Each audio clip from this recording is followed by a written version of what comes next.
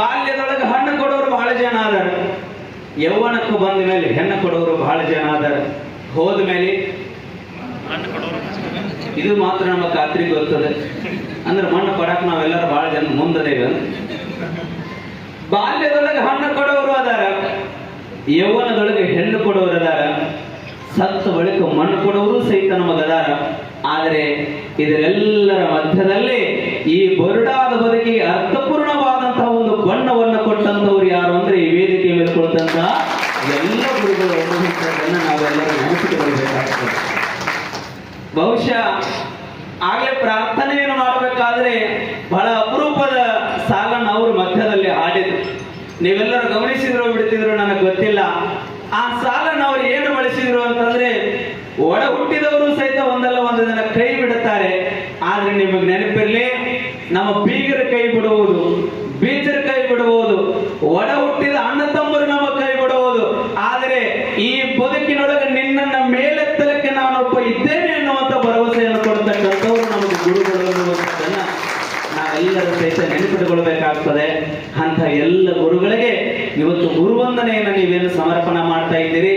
ನೀವು ಹುಟ್ಟಿದ ಅಪರೂಪದ ಗಳಿಗೆಯಲ್ಲಿ ನೀವು ಎಷ್ಟು ವರ್ಷ ಈ ಭೂಮಿ ಮೇಲೆ ಬದುಕುತ್ತಿರೋ ಗೊತ್ತಿಲ್ಲ, ನಾ ಎಷ್ಟು ವರ್ಷ ಈ ಭೂಮಿ ಮೇಲೆ ಬದುಕ್ತೀನೋ ಗೊತ್ತಿಲ್ಲ. ಆದರೆ ಹುಟ್ಟಿನಿಂದ ನೀವು ಕೊನೆಯ ಉಸಿರಿನ ಕ್ಷಣದವರೆಗೆ ಬದುಕಿದರೆ ಆ ಕ್ಷಣದೊಳಗ ನಿಮ್ಮ ಬದುಕಿಗೆ ಸುವರ್ಣಾಕ್ಷರ ಅಂತ ಯಾವುದು ಬರೆದಿಡಬೇಕು ಅಂದ್ರೆ ಈ ಎಲ್ಲ ಗುರುಗಳಿಗೆ ಅಭಿನಂದನೆ ಸಲ್ಲಿಸಿದ್ದನ್ನು ಸುವರ್ಣಾಕ್ಷರ ಅಂತ ನೀವು ಬರೆದಿಡಬೇಕು. ಕಾರಣ ಇವತ್ತು ನೀವೆಲ್ಲ ಒಂದು ಅಕ್ಷರವನ್ನ ಕಲಿತಿದ್ದೀರಿ ಅಂದ್ರೆ, ನೀವೆಲ್ಲ ಇವತ್ತು ದೊಡ್ಡ ದೊಡ್ಡ ಜಾಬ್ಗಳಿಗೋ ಇನ್ನೇನೋ ಕಾರ್ಯ ಪ್ರವೃತ್ತರಾಗಿದ್ದೀರಿ ಅಂತಂದ್ರೆ, ಇನ್ನೇನೋ ಅಥವಾ ಕಾರ್ಯಗಳನ್ನು ಬಹುದೊಡ್ಡ ಸೇವೆಯನ್ನು ಈ ಸಮಾಜದಲ್ಲಿ ಮಾಡ್ತಾ ಇದ್ದೀರಿ ಅಂತಂದ್ರೆ ಅದಕ್ಕೆಲ್ಲ ಕಾರಣ ನಮ್ಮ ಗುರುಗಳು ಅನ್ನುವಂಥದ್ದನ್ನು ನಾವು ಅತ್ಯಂತ ಅರ್ಥಪೂರ್ಣವಾಗಿ ಸ್ವೀಕಾರ ಮಾಡ್ಕೊಳ್ಬೇಕಾಗ್ತದೆ. ಅಂತ ಎಲ್ಲ ಪೂಜ್ಯ ಗುರುಗಳಿಗೆ ಇವತ್ತು ಅಭಿನಂದನಾ ಕಾರ್ಯಕ್ರಮವನ್ನ 2007 ಮತ್ತು 2008ರಲ್ಲಿ ಕಲಿತಂತ ಎಲ್ಲ ವಿದ್ಯಾರ್ಥಿಗಳು ಸೇರಿಕೊಂಡು ಬಹಳ ಅಪರೂಪವಾದಂತಹ ಕಾರ್ಯಕ್ರಮಕ್ಕೆ ತಾವೆಲ್ಲರೂ ಸಾಕ್ಷಿಗೊಳ್ತಾ ಇದ್ದೀರಿ. ನೋಡ್ರಿ, ನಿಮ್ ಮುಖದಾಗ ಎಷ್ಟು ಚೆಲೋ ನಗು ಐತೆ ಅಂದ್ರೆ ನಿಮ್ ಮದುವೆಯಾಗ ಸರಿ ಹಿಂಗೆ ನಗು ಇದ್ದಿದ್ದಲ್ಲಿ ಕಾಣ್ತದೆ. ಅಂದ್ರೆ ಅಷ್ಟು ಆನಂದ. ಗುರು ಅಂದ್ರೇನೆ ಹಾಗೆ.